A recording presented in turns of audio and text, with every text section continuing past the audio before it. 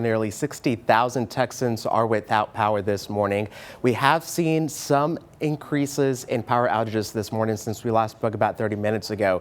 These are going to be mainly in the areas we've been watching pretty much all weekend long in these shaded areas right now. Panola County right now seeing about 6,000 customers. That is down from last time. However, down in Shelby County, we have seen an increase in power outages. They're up to 8,800 now. Cherokee County as well, seeing just a little bit more power outages than we saw a couple of minutes ago at about 6,471. Down in Nacogdoches County, an increase in power outages there as well. Again, not by much, maybe a couple dozen or so, but they're at 9,468 customers without power this morning. And then over in Rusk, about 5,452 customers without power. Earlier we spoke to Encore. They said they're tracking these power outages mainly in the Jacksonville area, the city of Rusk, and down in Nacogdoches as well. They've had crews there all weekend long, and so has SWEPCO. Both these power companies and many other companies across East Texas working hard to get the power on, especially during these cold and icy conditions. Dana. Yeah, thank you, Jesus. Yeah, Nacogdoches rising to the top of the list where outages are, followed by Shelby, Cherokee, Panola, Rusk, Sabine, and Van Zant counties. We know that linemen are actively working right now to restore power in these icy conditions. We want to bring in Mark Robinson from SWEPCO this morning. Thank you for joining us. Well, good morning, Dana. Thank you for having me again this morning. You're out in the elements right now. I see working with those linemen. First, we want to wish you having to work on your birthday. Happy birthday. Thank you for doing that. Someone told on me. Thank you so much. I appreciate that. Our guys do this all the time, whether it's their kid's birthday or Christmas or power plant workers that are working in the control rooms. We work through a lot of important dates, so I'm happy to work on my birthday. It'll be a good day. Yeah, I agree. Anything we can do to keep our neighbors safe and with the lights on and get them through their day easier. I know that's what you guys do as well. Tell me about how many outages y'all are dealing with right now and trying to get those lights turned back on. So yesterday for SWEPCO in 3 states, I said 70,000 customers. That's down to 38,000.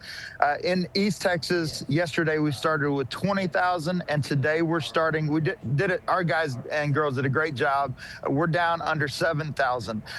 But for those 7,000 customers, that's the most important thing in their world as it is in ours. And so most of those are going to be in Carthage, Texas, as well as in Henderson. Henderson's down to about 1,600, and Carthage still has right at 4,000. And so that's where we're focusing almost all of our efforts. We have a few hundred out in Marshall and Kilgore as well. And so we'll be focusing hard on those areas this morning.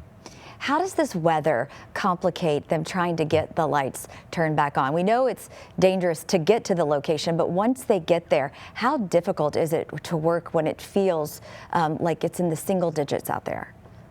Both of those things are extremely important. Getting there is slower. Everything is a little bit slower, right? So we've had to ask and tell our drivers, you must slow down. We're driving 10, 15, 20 miles an hour. We've got big trucks that do not stop on a dime.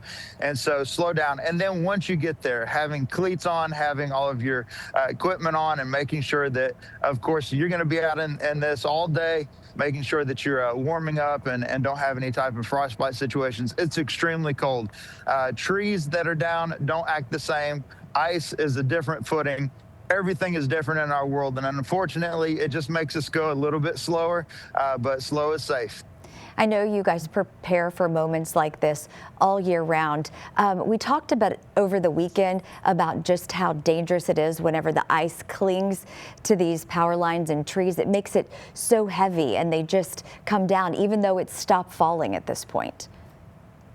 Right, absolutely. So we're no longer seeing precipitation, and that's great. We know what we're working with. That is the positive, right? So we should not see any additional accumulation of ice.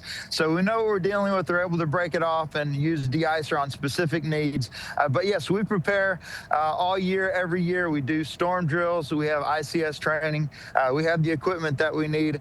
It's just a matter of time. And to our customers that are still out, we know you're out. We're coming. And just please be safe. And like you said, neighbors helping neighbors, please check on each other, specifically if you have power. And if it's safe to do so, at least make a call and just make sure that your neighbors and friends are okay.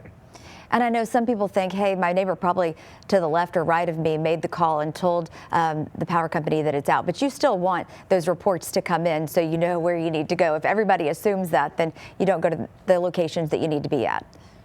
That's right. And sometimes it'll be day 3 and somehow we've missed somebody. So please make sure that you've downloaded the SWEPCO app. Make sure you reported your outage. If you're wondering if you know about it, report it again or just check and make sure that we understand that there's an outage in your area. You can still call in 1-888-216-3523, but the app is the best way because we can communicate back with you when we think your power has been restored. And if it hasn't, you hit the no, send it back, and we'll create another ticket for you. Give East Texans some perspective, just how many crews, how many people, boots on the ground right now, are sloshing through all of this ice or maybe sliding through the ice to try to get power restored. Sure. So just from a very hyper-local standpoint, we had hundreds and hundreds of guys here this morning eating breakfast. I'm at our base camp here at the Gray County Fairgrounds. We fed them all breakfast. We give them a box lunch so that they don't have to try to find lunch. So they take that in their truck with them, and when they get a chance, they grab a bite to eat. And then they'll come back here later tonight about 8:30, try to get a meal. There's thousands. We've got 5,600 humans, personnel that are out in our 3-state area. Several of thousand of those are here in East Texas, and most headed towards, again, Carthage and Henderson this morning.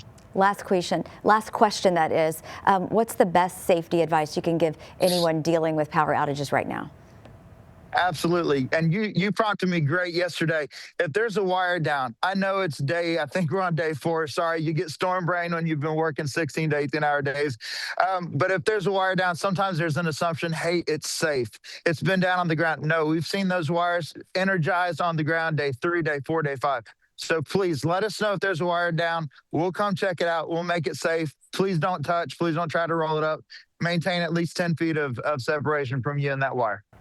Mark, again, happy birthday, and thank you to you and all your crews. Please pass that along to them this morning. All of East Texas appreciates the hard work they do. Thank you, Dana. Thank you, Hayes. Peace. All right, have a good one.